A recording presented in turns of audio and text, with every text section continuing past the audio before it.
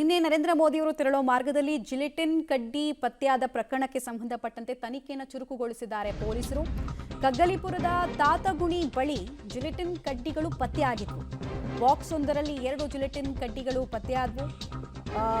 In fact ಬಾಕ್ಸ್ನ gelatine ಕಡ್ಡಿಗಳ ಜೊತೆಗೆ ಬೆಂಕಿ ಕಡ್ಡಿಯನ್ನ ಕೂಡ ಒಬ್ಬ ಅಪರಿಚಿತ ಇಟ್ಟಿದ್ದು ಬೆಳಕಿಗೆ ಬಂದಿದೆ.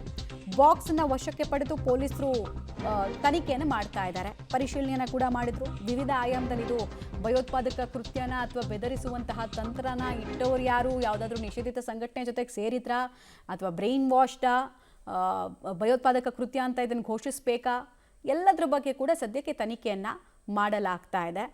ಕಾನ್ಸ್ಟೇಬಲ್ ಒಬ್ಬರ ಸಮಯ ಪ್ರಜ್ಞೆಯ ಕಾರಣಕ್ಕೆ ಬಹುದೊಡ್ಡ ದುರಂತ ಒಂದು ತಪ್ಪ ಅನ್ನುವಂತಹ ಪ್ರಶ್ನೆ ಕೂಡ ಇದ್ದೇ ಇದೆ. ಅಟ್ ದ ಸೇಮ್ ಟೈಮ್ ಈ ಜಿಲೆಟಿನ್ ಕಡ್ಡಿಗಳು ಪತ್ತೆಯಾದಂತಹ ಜಾಗದ ಬಗ್ಗೆ ಕೂಡ ಈಗ ವ್ಯಾಪಕವಾಗಿ ಚರ್ಚೆ ಆಗ್ತಾ ಇದೆ. ಆ ಡೀಟೇಲ್ಸನ್ನು ಕೂಡ ಕೊಡ್ತೀವಿ, ಏನೇನು ಸವಾಲಾಗಿದೆ ಅಂತ.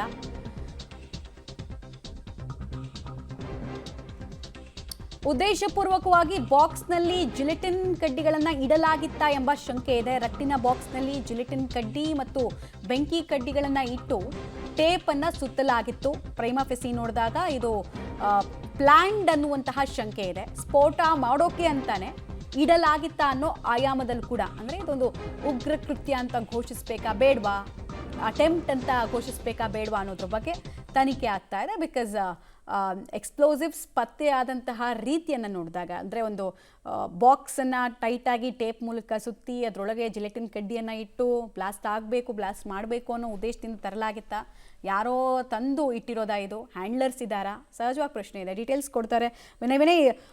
ಪೊಲೀಸರಿಗೆ ಈ ಪ್ರಕರಣದಲ್ಲಿ ಏನೇನು ಸವಾಲು ಕಾಣಿಸ್ತಾ ಇದೆ ಮತ್ತು ಇದನ್ನು ಭಯೋತ್ಪಾದಕ ಕೃತ್ಯ ಅಂತ ಘೋಷಿಸೋ ಸಾಧ್ಯತೆ ಎಷ್ಟು, ಅಥವಾ ಬೆದರಿಕೆ ತಂತ್ರದ ಭಾಗವಾಗಿತ್ತು ಅಂತ ಹೇಳೋ ಸಾಧ್ಯತೆ ಎಷ್ಟು? ಖಂಡಿತವಾಗ್ಲೂ ಮಮತಾ, ಏನು ನಿನ್ನೆ ಪ್ರಧಾನಿ ನರೇಂದ್ರ ಮೋದಿ ಅವರು ಆರ್ಟ್ ಆಫ್ ಲಿವಿಂಗ್ನ ಒಂದು ಕಾರ್ಯಕ್ರಮಕ್ಕೆ ಏನು ಬಂದಿದ್ರು, ಕಾರ್ಯಕ್ರಮಕ್ಕೆ ತೆರಳುವ ಮಾರ್ಗದಲ್ಲಿ ಜಿಲೆಟಿನ್ ಕಡ್ಡಿಗಳು ಪತ್ತೆಯಾಗಿರುವಂಥದ್ದು ಸಾಕಷ್ಟು ಅನುಮಾನವನ್ನು ಮೂಡಿಸಿರುವಂಥದ್ದು. ಯಾಕಂದರೆ ಪ್ರಧಾನಿ ಕಾರ್ಯಕ್ರಮದಲ್ಲಿ ಇಂಥದ್ದೊಂದು ಭದ್ರತಾ ಲೋಪ ಉಂಟಾಗಿರುವಂಥ ಹಿನ್ನೆಲೆಯಲ್ಲಿ ಇದನ್ನು ಏನು ಪೊಲೀಸರು ಕೂಡ ಗಂಭೀರವಾಗಿ ಪರಿಗಣಿಸಿರುವಂಥ ಹಿನ್ನೆಲೆಯಲ್ಲಿ ತನಿಖೆಯನ್ನು ಚುರುಕುಗೊಳಿಸಿದ್ದಾರೆ. ಈಗಾಗಲೇ ಡಿವೈಎಸ್ಪಿ ನೇತೃತ್ವದಲ್ಲಿ 4 ತಂಡಗಳನ್ನು ರಚನೆ ಮಾಡಿಕೊಂಡು ಸುಮಾರು 50ಕ್ಕೂ ಹೆಚ್ಚು ಪೊಲೀಸರು ತಂಡಗಳಲ್ಲಿ ವಿವಿಧ ಆಯಾಮಗಳಲ್ಲೂ ಕೂಡ ತನಿಖೆ ಮಾಡ್ತಿದ್ದಾರೆ. ಆದರೆ ತನಿಖೆಗೆ ಸಾಕಷ್ಟು ರೀತಿಯ ಅಡೆತಡೆಗಳು ಕೂಡ ಇರುವಂಥದ್ದು. ಯಾಕೆಂದರೆ ಆ ಒಂದು ಏನು ಜಿಲೆಟಿನ್ ಕಡ್ಡಿ ಸಿಕ್ಕಿರುವಂಥ ಸ್ಥಳದ ಸುತ್ತಮುತ್ತ ಎಲ್ಲೂ ಕೂಡ CCTV ಇಲ್ಲ. ಇದು ಒಂದು ರೀತಿ ಪೊಲೀಸರಿಗೆ ತಲೆನೋವಾಗಿ ಪರಿಣಮಿಸಿದೆ. ಯಾಕಂದರೆ ಅಕ್ಕಪಕ್ಕದಲ್ಲಿ CCTV ಇಲ್ಲದೆ ಇರುವಂಥದ್ದು, ಯಾರು ಅದನ್ನು ಇಟ್ಟಿದ್ದಾರೆ ಅನ್ನೋದು ಪತ್ತೆ ಹಚ್ಚಲಿಕ್ಕೂ ಕೂಡ ಸವಾಲಾಗಿದೆ. ಆ ನಿಟ್ಟಿನಲ್ಲಿ ಅದರ ಸರೌಂಡಿಂಗ್ ಇರುವಂಥ 2-3 ಕಿಲೋಮೀಟರ್ ವ್ಯಾಪ್ತಿಯಲ್ಲಿ ಯಾವ್ಯಾವ CCTV ಇದೆ ಎಲ್ಲವನ್ನು ಕೂಡ ಪರಿಶೀಲನೆಗೆ ಪೊಲೀಸ್ನವರು ಮುಂದಾಗಿರುವಂಥದ್ದು. ಅದರಲ್ಲಿ ಅನುಮಾನಾಸ್ಪದವಾಗಿ ಯಾರಾದರೂ ಓಡಾಡ್ತಾ ಇದ್ದಾರೆ, ಅನುಮಾನಾಸ್ಪದವಾಗಿ ಯಾರಾದರೂ ಸಂಚಾರ ಮಾಡಿದ್ದಾರೆ ಅನ್ನೋದ್ರ ಬಗ್ಗೆ ಕೂಡ ಪರಿಶೀಲನೆ ನಡೀತಾ ಇದೆ. ಜೊತೆಗೆ ಈಗಾಗಲೇ ಸುತ್ತಮುತ್ತಲಿರುವಂಥ ಕಲ್ಕ್ವಾರಿಯ ಮಾಲೀಕರು, ಕಾರ್ಮಿಕರನ್ನು ಕೂಡ ಸ್ಟೇಷನ್ಗೆ ಕರೆತಂದು ಅವರನ್ನು ಕೂಡ ವಿಚಾರಣೆಯನ್ನು ಮಾಡ್ತಿದ್ದಾರೆ.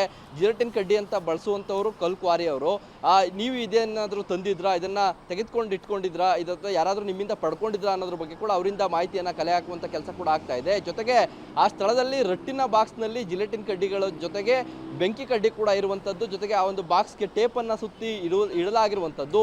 ಇದು ವ್ಯವಸ್ಥಿತ ಪಿತೂರು ಏನಾದರೂ ಆಗಿತ್ತಾ ಅನ್ನೋ ಒಂದು ಸಂಶಯಗಳಿಗೂ ಕೂಡ ಎಡೆ ಮಾಡಿಕೊಡ್ತಾ ಇದೆ. ಯಾಕಂದರೆ ಆ ರೀತಿಯಾಗಿ ರಟ್ಟಿನ ಬಾಕ್ಸಲ್ಲಿ ಆ ಒಂದು ಜಿಲೆಟಿನ್ ಕಡ್ಡಿಗಳನ್ನ ಇಟ್ಟು ಅದರಲ್ಲಿ ಬೆಂಕಿ ಕಡ್ಡಿಗಳನ್ನ ಇಟ್ಟು ಅದಕ್ಕೆ ಟೇಪ್ ಸುತ್ತಿರುವಂಥದ್ದು ಒಂದು ರೀತಿ ಪೊಲೀಸರಿಗೆ ಮತ್ತಷ್ಟು ಅನುಮಾನವನ್ನು ಕೂಡ ಹೆಚ್ಚಿಸ್ತಾ ಇರುವಂಥದ್ದು. ಯಾಕಂದರೆ ಸಾಧಾರಣವಾಗಿ ರಸ್ತೆಯಲ್ಲಿ ಸುಮ್ಮನೆ 2 ಕಡ್ಡಿಗಳನ್ನ ಬಿಸಾಕಿದ್ರೆ ಅದಷ್ಟೊಂದು ಗಂಭೀರ ಆಗ್ತಿರ್ಲಿಲ್ಲ. ಆದರೆ ಬಾಕ್ಸ್ನಲ್ಲಿ ಅದನ್ನು ಇಟ್ಟು ಅದಕ್ಕೆ ಟೇಪನ್ನು ಸುತ್ತಿರುವಂಥದ್ದು ಒಂದು ರೀತಿ ಬೇರೆ ಯಾವುದಾದ್ರೂ ಕೃತ್ಯಕ್ಕೆ ಇದನ್ನು ಬಳಸ್ಕೊಂಡಿದ್ರಾ ಅನ್ನೋದ್ರ ಬಗ್ಗೆ ಕೂಡ ಶಂಕೆ ವ್ಯಕ್ತವಾಗ್ತಾ ಇದೆ. ಹಾಗಾಗಿ ವಿವಿಧ ಆಯಾಮಗಳಲ್ಲಿ ಪೊಲೀಸರ ತನಿಖೆ ಮುಂದುವರೆದಿರುವಂಥದ್ದು ಮಮತಾ.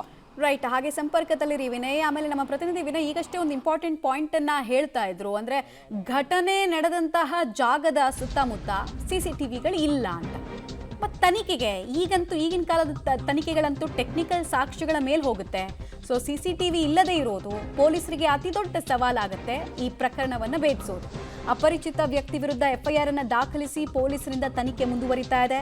ಬಟ್ ಸುತ್ತಮುತ್ತ ಒಂದು ಹಿನ್ನಡೆ ಅನ್ನೋ ರೀತಿಯಲ್ಲಿ ಪೊಲೀಸರಿಗೆ ಆಗ್ತಾ ಇರೋದು, ಸುತ್ತಮುತ್ತ ಜಾಗದಲ್ಲಿ ಯಾವುದೇ CCTVಗಳು ಇಲ್ಲದೆ ಇರೋದು. ಹೀಗಾಗಿ 2-3 ಕಿಲೋಮೀಟರನ್ನು ರೇಡಿಯಸ್ ಅನ್ನು ಮಾರ್ಕ್ ಮಾಡಿ ಅಲ್ಲಿರುವಂತಹ CCTVಗಳ ಪರಿಶೀಲನೆಯಲ್ಲಿ ಈ ಘಟನೆಗೆ ಪೊಲೀಸರ ತನಿಖೆಗೆ ಸಹಾಯ ಆಗುವಂತಹ ಅಂಶಗಳೇನಾದರೂ ಸಿಗುತ್ತಾ ಅನ್ನೋದನ್ನ ಅನಿವಾರ್ಯವಾಗಿ ಹುಡುಕಬೇಕಾಗಿದೆ. ಬೇರೆ ಏನೋ ಆಪ್ಷನ್ಸ್ ಹೆಚ್ಚಾಗಿ ಉಳಿದಿಲ್ಲ. ಡೀಟೇಲ್ಸ್ ಕೊಡ್ತಾರೆ ವಿನಯ್. ನೀವಾಗಲೇ ಹೇಳ್ತಾ ಇದ್ರಿ CCTVಗಳು ಇಲ್ಲದೆ ಇರೋದು ಕೂಡ ದೊಡ್ಡ ಸವಾಲಾಗ್ತಾ ಇದೆ ಅಂತ. ಹಾಗಾದ್ರೆ ಪ್ರಕರಣವನ್ನು ಹೇಗೆ ಭೇದಿಸ್ತಾರೆ? ಆಲ್ಮೋಸ್ಟ್ ಟೆಕ್ನಿಕಲ್ ಸಾಕ್ಷ್ಯಗಳ ಮೇಲೆ ಈಗಿನ ಪೊಲೀಸರ ತನಿಖಾ ವೈಖರಿಗಳು ನಿಂತಿರೋದು. ಸೊ ಏನ್ ಮಾಡ್ಬೋದು? ಖಂಡಿತ ಮಮತಾ, ಯಾಕಂದ್ರೆ ಕಳೆದ 5 ದಿನಗಳಿಂದಲೂ ಕೂಡ ಅದೇ ರಸ್ತೆಯಲ್ಲಿ ಪೊಲೀಸರು ಸಾಕಷ್ಟು ಭದ್ರತೆಯನ್ನ ನೀಡಿದ್ರು. ಆ ರಸ್ತೆಯಲ್ಲಿ ಗಸ್ತನ್ನು ಕೂಡ ಮಾಡಿದ್ರು. ಜೊತೆಗೆ ಬಾಂಬ್ ಸ್ಕ್ವಾಡ್ ಕೂಡ ಸಾಧಾರಣವಾಗಿ ರಸ್ತೆಯ ಇಕ್ಕೆಲೆಗಳೆಲ್ಲವನ್ನು ಕೂಡ ಪರಿಶೀಲನೆ ಮಾಡಿತ್ತು. ಆದರೆ ಅದು ಪ್ರಧಾನಿ ಸಂಚರಿಸುವಂತ 2 ಗಂಟೆ ಮುಂಚೆ ಸಿಕ್ಕಿರುವಂತಹ ಹಿನ್ನೆಲೆಯಲ್ಲಿ ಯಾರಾದರೂ ಅಪರಿಚಿತ ವ್ಯಕ್ತಿ ಅದನ್ನು ತಂದಿಟ್ಟಿದ್ದಾರಾ ಅನ್ನೋದ್ರ ಬಗ್ಗೆ ಕೂಡ ಪೊಲೀಸರಿಗೆ ಅನುಮಾನ ಹೆಚ್ಚಾಗಿದೆ. ಹಾಗಾಗಿ ಅಪರಿಚಿತ ವ್ಯಕ್ತಿ ವಿರುದ್ಧ FIR ದಾಖಲಿಸಿಕೊಂಡು ತನಿಖೆಗೆ ಇಳಿದಿರುವಂಥದ್ದು. ಈಗ ಪೊಲೀಸ್ನವರಿಗೆ CCTV ದೃಶ್ಯ ಸಿಗ್ಲಿಲ್ಲ ಅಂದ್ರೆ ಮತ್ತೊಂದು ಆಪ್ಷನ್ ಏನಿದೆ ಅಂತಂದ್ರೆ ಟವರ್ ಡಂಪ್ ಮಾಡುವಂಥದ್ದು. ಅಂದ್ರೆ ಆ ಸ್ಥಳದಿಂದ ಯಾವೆಲ್ಲ ನಂಬರ್ಗಳು ಲೊಕೇಟ್ ಆಗಿವೆ, ಆ ಸ್ಥಳದಲ್ಲಿ ಯಾರೆಲ್ಲ ಫೋನ್ ಯೂಸ್ ಮಾಡಿದ್ದಾರೆ ಅಥವಾ ಆ ಸ್ಥಳದಲ್ಲಿ ಮೊಬೈಲ್ ಇದ್ದಂಥವ್ರು ಯಾರಿಗೆಲ್ಲ ಕಾಲ್ ಮಾಡಿದ್ದಾರೆ ಅನ್ನೋ ಒಂದು ಮಾಹಿತಿಯನ್ನು ಕೂಡ ಕಲೆ ಆಗ್ತಾ ಇರುವಂಥದ್ದು. ಆ ಒಂದು ಟವರ್ ಡಂಪ್ ಮಾಡುವಂಥ ಕೆಲಸವನ್ನು ಕೂಡ ಈಗಾಗಲೇ ಪೊಲೀಸ್ನವರು ಮಾಡ್ತಾ ಇರುವಂಥದ್ದು. ಜೊತೆಗೆ ಆ ಒಂದು ಸ್ಥಳದಿಂದ ಸುತ್ತಮುತ್ತ ಇರುವಂಥ ಮನೆಗಳಲ್ಲೂ ಕೂಡ ಈಗಾಗಲೇ ವಿಚಾರಣೆ ಮಾಡಿದ್ದಾರೆ. ಈ ಸ್ಥಳದಲ್ಲಿ ಯಾರಾದರೂ ನಿನ್ನೆ ಅಥವಾ ಮೊನ್ನೆ ಅನುಮಾನಾಸ್ಪದವಾಗಿ ಓಡಾಡಿದಂಥವ್ರು ಕಂಡು ಬಂದ್ರ ಅಥವಾ ಸುತ್ತಮುತ್ತಲೂ ಅನುಮಾನಾಸ್ಪದವಾದ ವಾಹನಗಳು ಯಾವುದಾದ್ರು ಕಂಡು ಬಂತ ಅನ್ನೋದ್ರ ಬಗ್ಗೆ ಕೂಡ ಪರಿಶೀಲನೆ ಮಾಡ್ತಿದ್ದಾರೆ. ಸ್ಥಳೀಯರ ಸಹಾಯವನ್ನು ಕೂಡ ಪಡೆದುಕೊಂಡು ಕೇಸನ್ನು ಭೇದಿಸಬೇಕು ಅನ್ನೋ ನಿಟ್ಟಿನಲ್ಲೂ ಕೂಡ ಪೊಲೀಸರು ತನಿಖೆ ಚುರುಕುಗೊಳಿಸಿದ್ದಾರೆ. ಮಮತಾ, ಧನ್ಯವಾದ ತಮ್ಮ ಮಾಹಿತಿಗಾಗಿ ವಿನಯ್.